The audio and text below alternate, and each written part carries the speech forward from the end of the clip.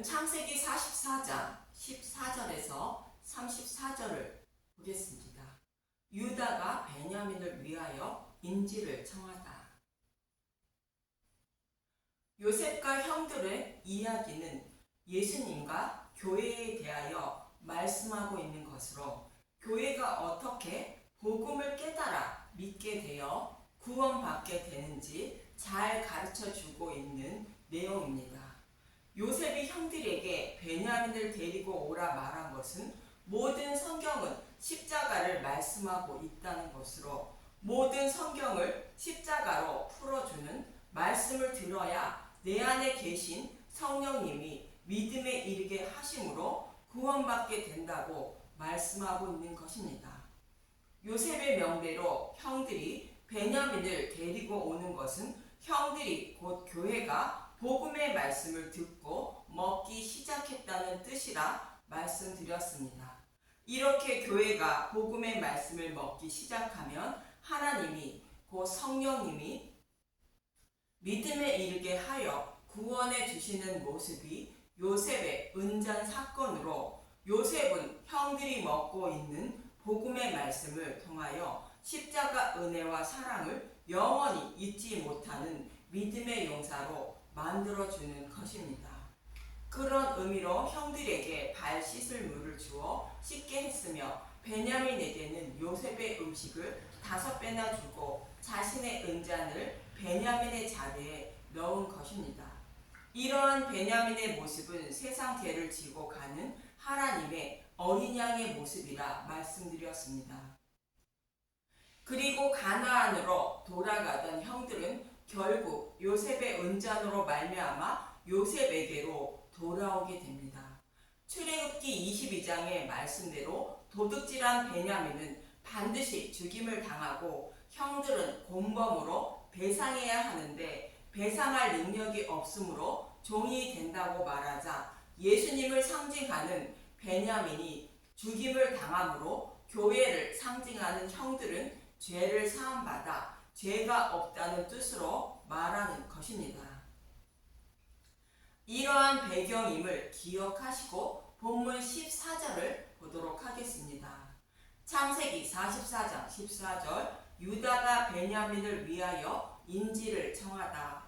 유다와 그의 형제들이 요셉의 집에 이르니 요셉이 아직 그곳에 있는지라 그의 앞에서 땅에 엎드리니 요셉이 그들에게 이르되 너희가 어찌하여 이런 일을 행하였느냐. 나 같은 사람이 점을 잘 치는 줄을 너희는 알지 못하였느냐.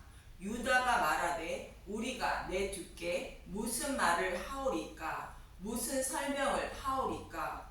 우리가 어떻게 우리의 정직함을 나타내리이까. 하나님이 종들의 죄악을 찾아내셨으니 우리와 이 잔이 발견된 자가 다 내 주의 노예가 되겠나이다. 형들이 요셉에게로 돌아가자 유다가 나서서 인지를 청하게 됩니다. 이러한 유다의 모습을 이해하기 위하여 출애굽기 22장 1절에서 4절부터 보겠습니다.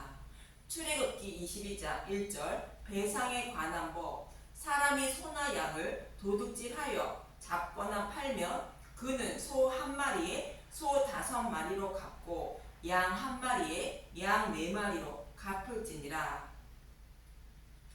출애굽기 22장은 십계명을 주시고 십계명을 온전히 지키는 방법을 모형과 그림자로 설명해 주고 있는 내용인데 문맥의 흐름을 먼저 보겠습니다.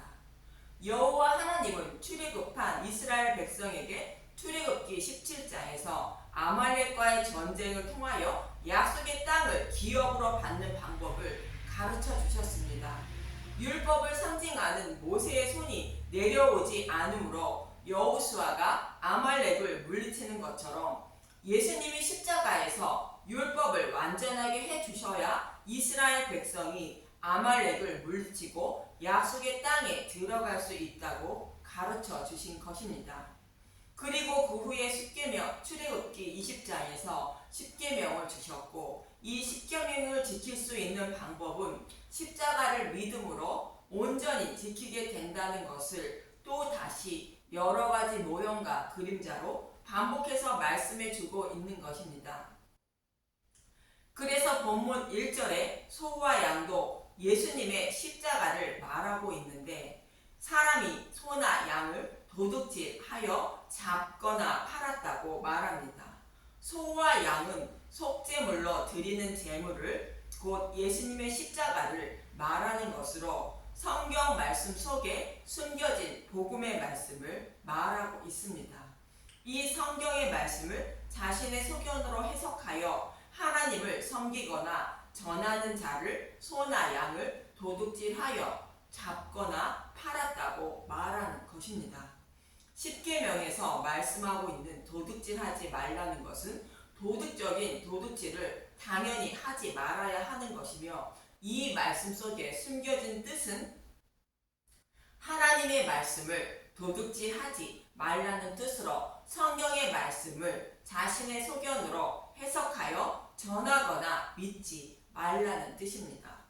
이 말씀은 마치 요셉의 형들이 베냐민을 데리고 오지 않고 요셉에게로 와서 양식을 사기 위한 모습과 같은 것으로 이러한 형들의 모습이 소나 양을 도둑질한 자로 하나님 나라를 파괴하는 정탐꾼이라는 것인데 요셉은 형들에게 생명을 보존할 수 있는 방법으로 베냐민을 데리고 오라 말한 것과 같이 베냐민을 데리고 오지 않는 것이 소나 양을 도둑질한 것으로 생명을 잃게 되는 것입니다.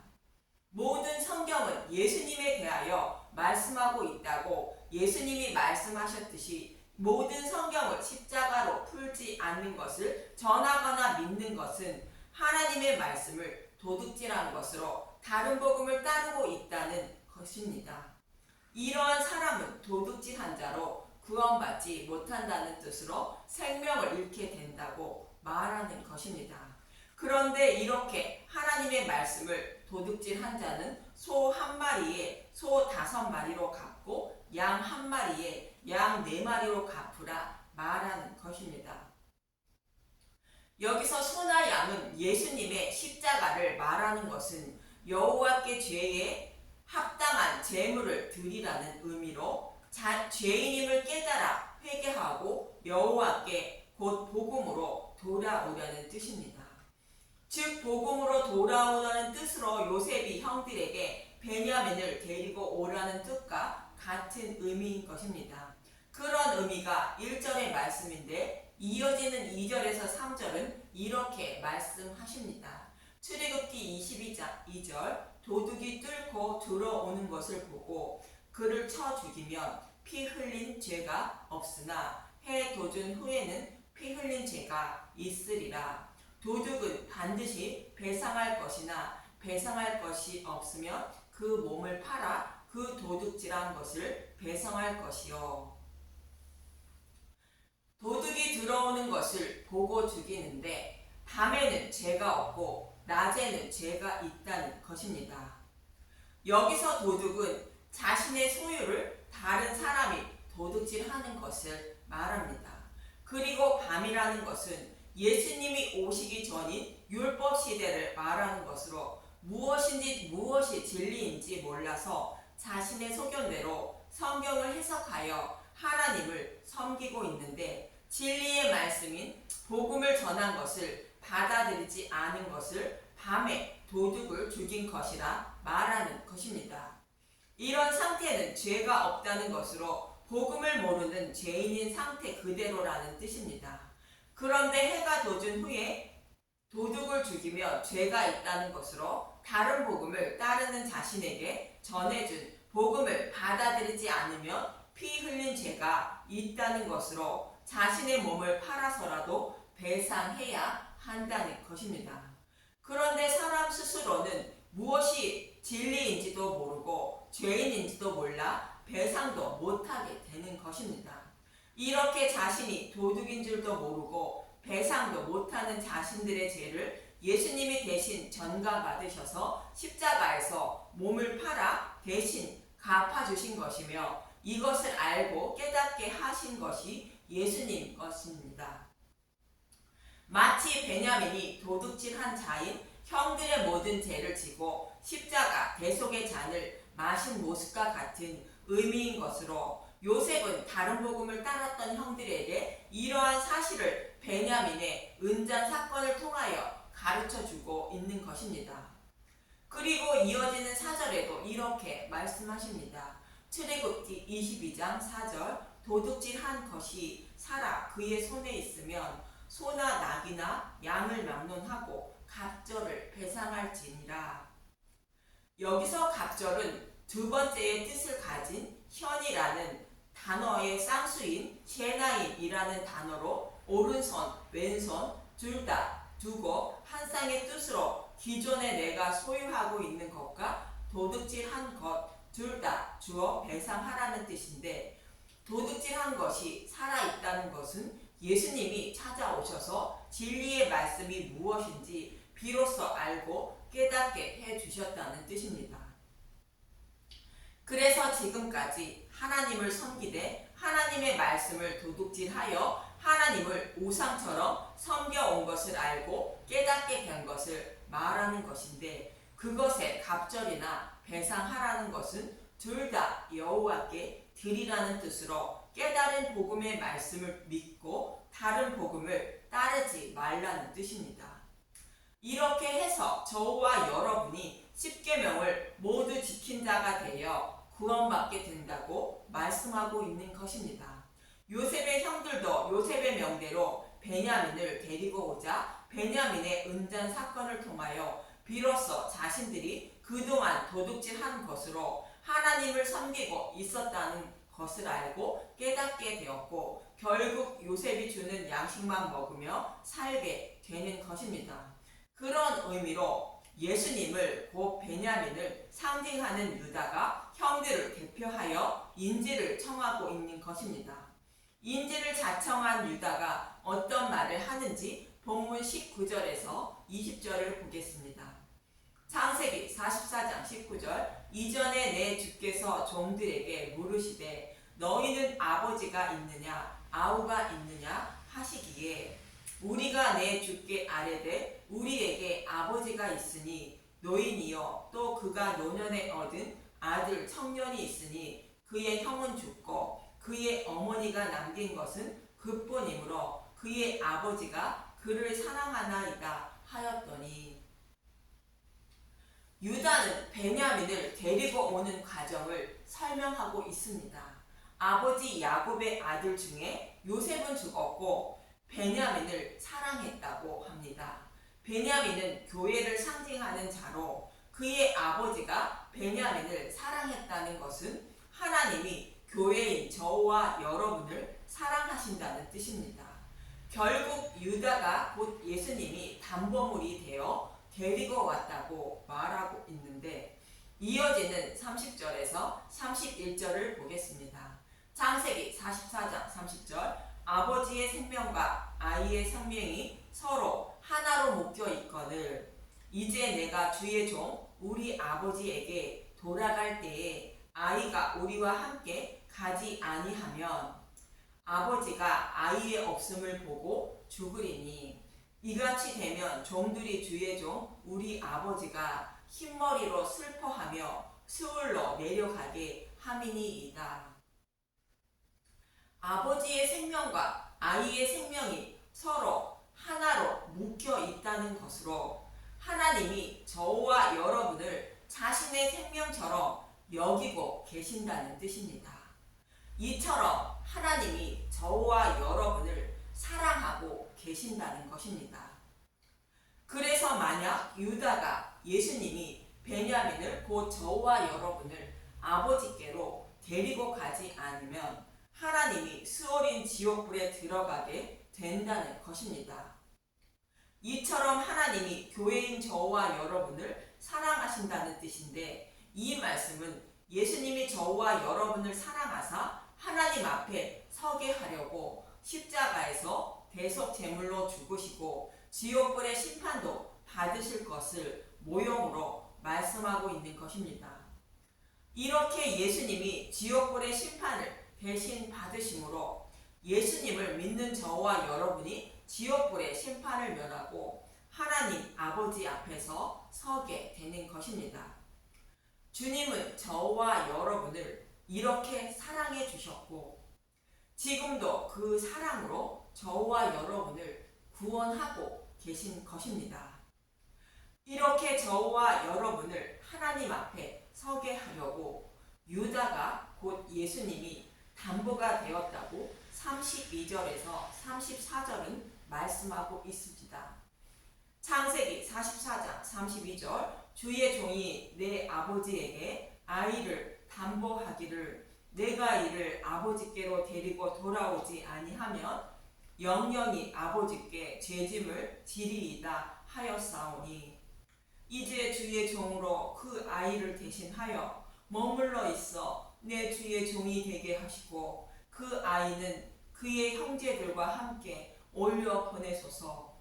그 아이가 나와 함께 가지 아니하면 내가 어찌 내 아버지에게로 돌아갈 수 있으리까? 두렵건대 재해가 내 아버지에게 미침을 보리이다. 아버지의 아이는 베냐민을 말하지만 잃어버린 하나님의 양인 저와 여러분을 말하는 것으로 저와 여러분을 하나님 앞에 서게 하려고 곧 유다가 곧 예수님이 담보가 되었다는 것입니다. 그래서 자신을 종으로 삼아 달라는 것으로 종의 모습으로 육신의 몸을 입고 오신 예수님이 십자가에서 대속 제물이 되어 부활하여 교회를 아버지 앞에 서게 할 것임을 말씀하고 있는 것입니다. 이렇게 해서 저와 여러분을 구원하시기 위하여 예수님이 오셨다고 말씀하시는 것입니다. 말씀을 정리하면 베냐민이 요셉의 음식을 5배나 받은 것은 베냐민이 곧 예수님이 교회의 모든 죄를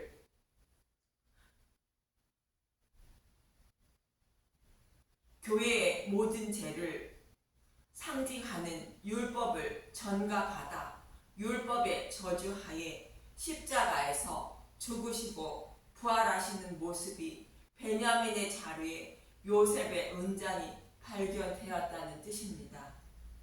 그래서 요셉은 베냐민이 교회를 상징하는 형들의 생명을 살리게 되었다는 것으로 저와 여러분이 죄를 사함받아 구원받게 되었다는 뜻입니다. 이처럼 요셉은 복음의 말씀을 듣기 시작한 형들에게 베냐민의 은전 사건으로 말미암아 복음의 말씀을 깨달아 믿게 하여 십자가의 은혜와 사랑을 영원히 잊지 못하는 자로 만들어 주신 것을 말합니다. 이 모습은 마치 아브라함에게 할례를 명하여 이삭을 모리아 산에 바치는 믿음의 조상 아브라함으로 만들어진 모습과 같고 좋은 염소 새끼 2마리를 가져오자 아버지가 즐기는 별미를 만들고 에사처럼 꾸며주어 야곱을 아버지의 축복을 받게 한 리브가의 모습과 같은 의미입니다.